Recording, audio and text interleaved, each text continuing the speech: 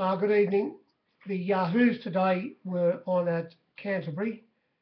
It wasn't really Canterbury Park today, a puppy track. Must admit, watching the first race, I said, here we go, but it wasn't the case. There were two leaders to win, first winner and the last winner. And one other winner sat outside the lead. Small fields, a couple of winners came from well back. The rail was in the normal position. We had a nor'easter, which I think I might have explained to you, isn't as damaging to the leaders as the nor'wester at Canterbury. And the reason being is the grandstand gives them some protection when they're turning for home. So even though it's a bit in open spaces down there, but especially in the straight where it swirls around a bit, that it could have had a bit of an effect on horses near the lead. It most certainly didn't help them. And I think if the wind wasn't there, we would have found that it would have been a bit more leaderish. Anyway, the first race, as I say, the leader won here. It was the roughie of the field, the outsider of the field of 5, above all, who was backing up from Sunday, and he had the earmuffs off today and the blinkers on, and Jimmy had no hesitation when they hit the first bend to keep on pressing. He went to the lead and set a good stiff pace up front and was able to hold on. He got a break before the turn and he was able to hold on and beat without peer the favourite. On the screen we had 106.1 in the marketplace, only a couple less, 104.1, but there were runners in this race that just didn't have prices. Darrell, number one, it went from 2 to 1 to 4 to 1, from $3 to $5. Milson didn't have a price. Well, they took $8, but it was $4 out to $8, back into $7.50. Favourite was always firm around the $2.30 mark, fluctuated. Marmadane, you had to go to $5 and $4.80 to low, but only started at $4.60. And on the flux, the best flux about the winner was $9. But I did say I gave 10 myself, had 11 on the board at one stage, did wind it off without laying at that price, but did lay it at the Broody Hen. I did see 11 and only started $8.50. Well, I started $8.50 on my board, hard to get. And I must admit, it was a loser for me. I didn't really like it. And I note that the stable were quizzed about its effort, and they said they didn't have a nickel or a dime on it either. But the pumper, he was too good in getting it home by 0.1 of a length. They all had their chance to run it down, but they couldn't. I don't think it says much for the others behind it. In race 2, on the screen, 106.6 in the marketplace, only 101%. And there were runners in this race that you had to really reach for to lay. It wasn't much good. The winner came from, it sat at one stage from barrier 7, second last on the fence, easing off their heels, turning for home, coming down the outside to win it. Amarachi, trained by the Beg stable, ridden by Abdullah, and it was able to nab the two favourites on the line. Now, this race was run this way. Seductive Miss, Seductive Star went straight to the lead from barrier 1. It got from 9 to 2 out to $5.50 out to $7.50, back into $6, extremely well backed. Had its chance. Sitting on its outside was Xandretta, a little bit of money for it, from $8.50 into $8. And getting a run behind the pair were the second and third horses, Forever Crazy and also 5 Rocks. And when they turned for home, sitting out 3 wide outside the pair, the leaders, or just behind the leaders, not able to get in, looked like he was going to try and cross early the pumper.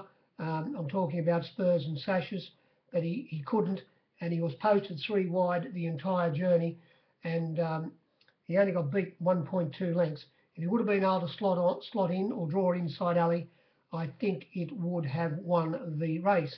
Halfway up the straight, he ducked in under pressure. There was a bit of a chain reaction. He went in top into Zandretta, who no, he didn't go into Zandretta. He went into yes, he did. He bumped into Zandretta, who it was trying to get in between them at the time from 5 rocks, and it got squeezed up, and then getting squeezed up again was Forever Crazy, and it most probably cost them momentum and possibly victory, because the margin was only 0.2 by 0.3 of a length. That was how what happened in the run. But as I say, run the race again, and Spurs and Sashes, if it happened to get a run instead of being trapped 3 wide the entire journey, I think it gets the cash. For 5 rocks, it was hard to lay. Went up 3.50 and got out to $4.20. Forever Crazy went up short odds at 7 to 4, got to $4.20. I think I laid 6,000 or 2,000 late in betting. Took $4, started $3.80, and Seductive Star I've already told you, and it was 9 to 5.50 out to 7.50 back to 6, and Spurs and Sashes, it went from about $4 out to $5 back into 4.80, 100 to 1 the next run, and they took 8.50 the bottom. I have the winner, Amarachi. Well, I didn't want to miss it. I gave $14, and it only started $12 hard to get, and it was very well backed. They took the 14, they took the 13, and those who backed it got the money, and it wasn't much good if you were a captain, especially if you gave the $14 like a fool, like me about the winner. The next race was the distance race, where we had only 5 runners, and the Waller had 3 of them, and they were Montashan, the winner, Cooper Claim, and the shooter. The shooter. Now, the fluctuations, Montashan, it went from $6.50 to $12, didn't have a price. Going back to what we had on the board, on the screen it said excuse me, 106.7. There's only 99 in the marketplace. Montashan, as I say, $6.50 out to $12. The other Admiral's Cup, it never had a price either. $6.50 out to $12 taken into 11. You couldn't get it because the figures were so bad. Survey Moss, it was well backed, but you had to reach for it to get it. Went from $3.20 out to $4.20. $4.20 taken, and the $4 taken only started $3.80. Took off. It sat back in last position of the 5, and he took off when they went out the back straight. Actually got to the lead turning for home. The leader was Montashan, and he got clear, but getting off the fence, sitting behind the pace, was the favourite, ridden by Nash Cooper Claim. And when the shooter dropped off, who was running second, it was easy for Nash to get through. He could have driven a Sherman tank through the gap, and he went through and won easily by 2.5 lengths. Cooper Claim was always firm in the betting, went up $2.20, got out to $2.40, plenty of it, and only started $2.10, extremely well backed. And the shooter, I must admit, man's a fool. I missed laying it. It went up 7 to 2, $4.60. It was into $4. You couldn't get $4.20 on any board at one stage. I was $5.50 when they jumped. When they jumped, I was desperate to lay it, but I did get something out of it, not as much as I would have liked. Whereas if I would have left the $4.40 there at one stage, the betting, it's easy now. If you have a crystal ball, how valuable would it be? But as I say, it started $5.50 on my board, and I couldn't crack it for an Oxford scholar at the end of betting. The favourite got the cash. Losing race for the captains. The next race, race 4, on the screen 103.7 in the marketplace, under the 100, only 98%. And like the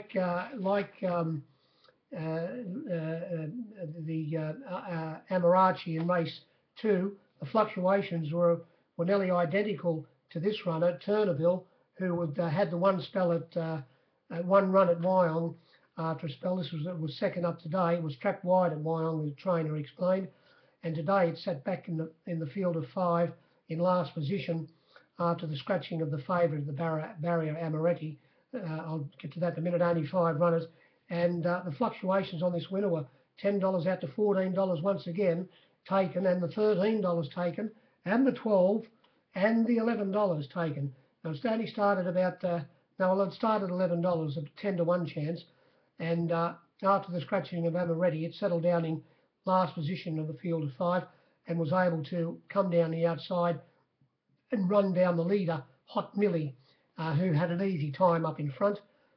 Jay Ford, who rode the winner, timed his run to perfection, just easing off heels. He saved it for the last sort of grab you on the line job at it, knowing that there wasn't much of the winner under him, and he eased off. He waited and waited and waited until he eased off the heels after straightening, and was able to bob the leader on the line. As I say, Hot Millie, the runners behind the other 3 runners, they all had their chances, and they were Savannah River, who sat outside the lead, had every possible. The second horse, who was on its back, Drinks All Round, every possible, and Radiator, who was well backed, later to lose 3,000 right towards the finish at $4.60. It went up 5 to 2. Well, I'll tell you the fluctuations in a minute. And it started at $4.40. Radiator had every possible chance. It's as light as a cork at the moment, Radiator. There's not much of it. It might be looking for the paddock.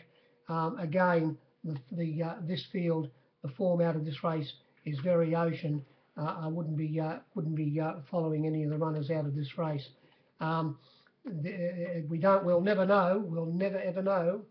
But the favourite Amaretti, who was scratched to the barrier, it lashed out and lacerated its hind legs, and was quickly scratched by the vet at the barrier. I dare say the way the race was run, Amaretti had barrier 1. I'd say it most probably would have held out Hot Millie, and as I say, we will never know. But looking now how we're seeing the result of the race, Amaretti most probably would have won easily, but that's only my opinion. The betting in the race, Drinks All Round. This is before the scratching at the barrier, and when it was scratched, there was only 3 seconds, 5 seconds after that they jumped, so it was no time to do any betting after the late scratching. Drinks All Round went from $4.20 to $6. Turnaville, the winner, $10 out to $14, back into $11. Amaretti went from $2.50 to $3, was $3 on my board when they jumped. Hot Millie was $11 out to $14, back into $11. Savannah River was $5 out to $7, back into $5.50. And Radiator went from $3.50 out to $4.80, back into about $4.40.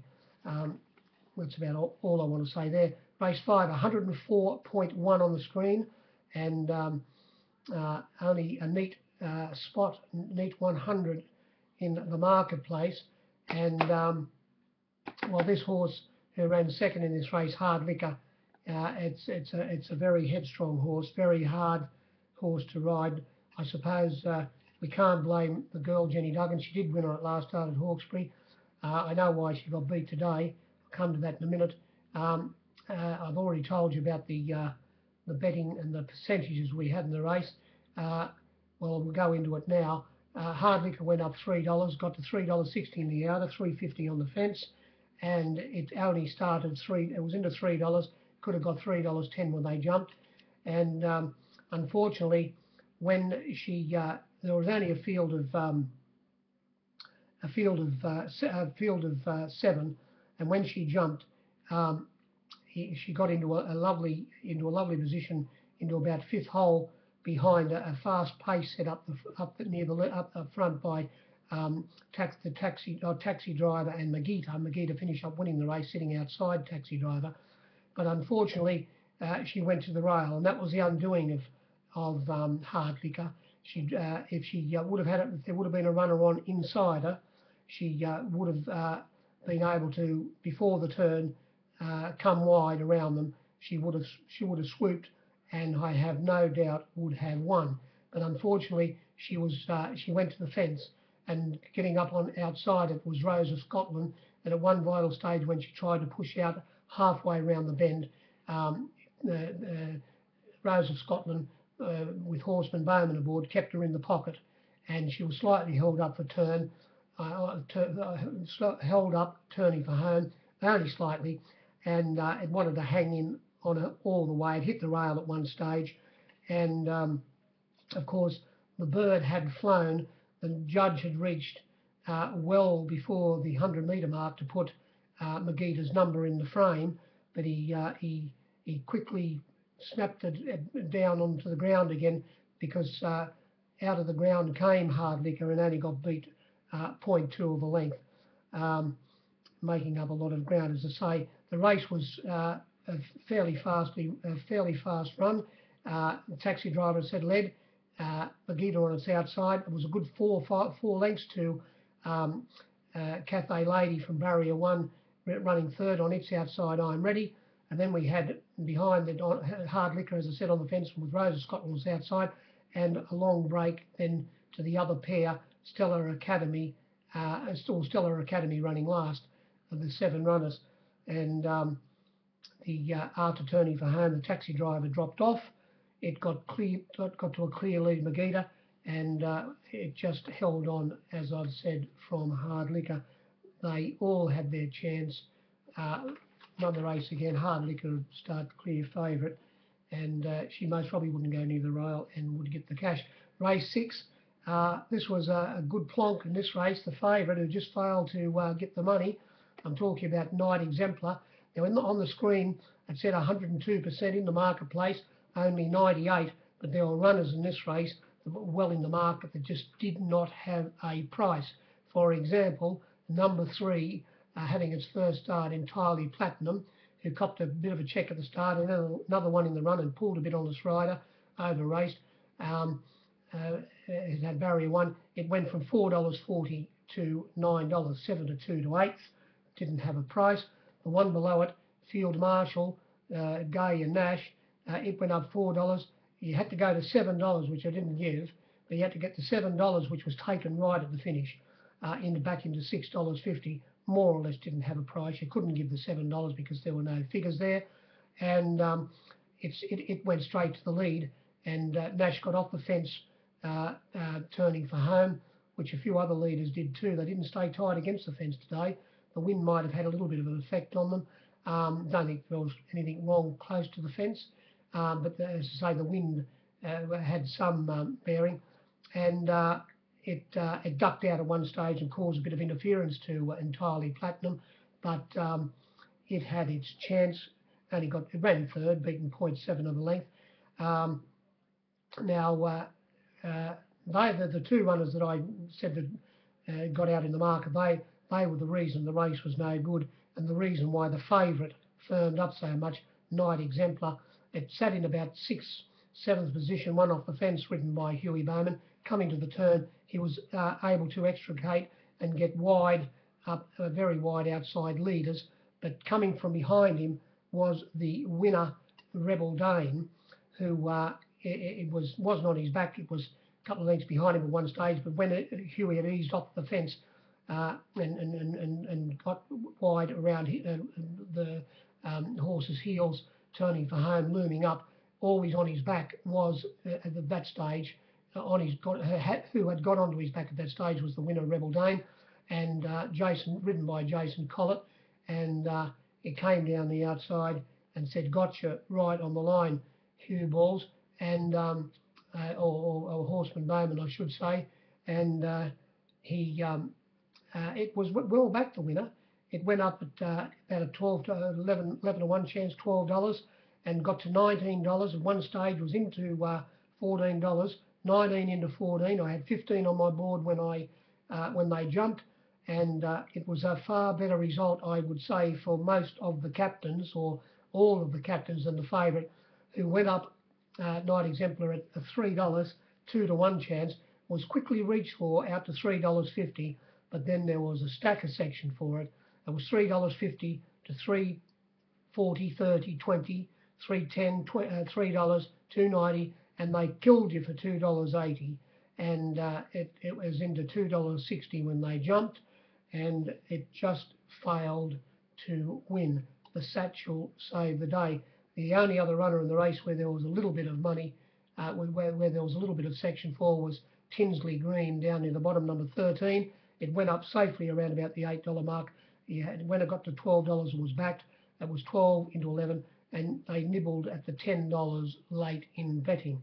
That's about all I'd say there. The winner came from back in the field. But again, not a very strong bunch. The last race, here, jovial Josh Parr took no prisoners on the favourite, and that's Scandalise, owned by Carmel Begg, or Carmel Size now. Carmel and married to John Size, of course, who trains in Hong Kong. And he took no prisoners, went straight to the lead on Scandalise, went up $2.30. I can't see how it didn't fluck it in on the fluck board, but it was very easy to get $3. But at the finish, it was very late in betting, was crunched.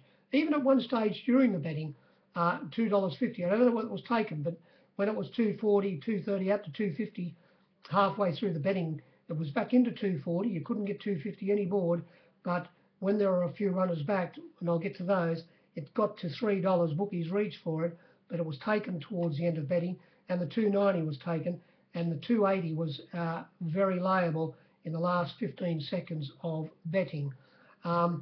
There were go very quickly through the fluctuations. Fitness Fanatic, it didn't have a price, was $16 to 31. Likewise, Mount Verdi was 26 out to 51. Pariah Baron, 21 to $17, actually out to 51. Now, Written Consent went from $4.40 quickly to $7 taken into $6.50. Gaze and All, priceless, $17 to 31. Now, Quick Peak, it was very well backed. I didn't want to miss it. They gave, it was $8 given in the outside ring, $7.50 on the fence. Went from $5 out to $8, $7.50 on the fence. I only started $5.50. I did lay 6,000, 1,000 at one stage. Went off the wrong odds. Secluded, the second favourite, went up $3.50. Got to $4. $4 was given. Plenty of $3.70. Only started $3.50. And as I've already told you about the favourite, and Braviano didn't have a price. It went from about a 16 to 1 chance out to $51. Was no good. 102.9 on the screen, 98 in the marketplace, as I've said. And he took no prisoners, went straight to the lead. It was trapped 3 wide all the way in the run. The third horse, Gaze in Awe, so its run wasn't bad. And copping a bit of a prat in between runners halfway through the race was the second pick, Secluded, but it wouldn't have won even if it didn't cop that prat. Finish up running fifth, beaten about 3.3 lengths or something, having, I thought, its chance. The winner had only won by 1.8 lengths, but it was a strong win, and its number was in the frame shortly after turning. Sitting outside it and holding on for second position was Quick Peak, but it beat it fairly easily.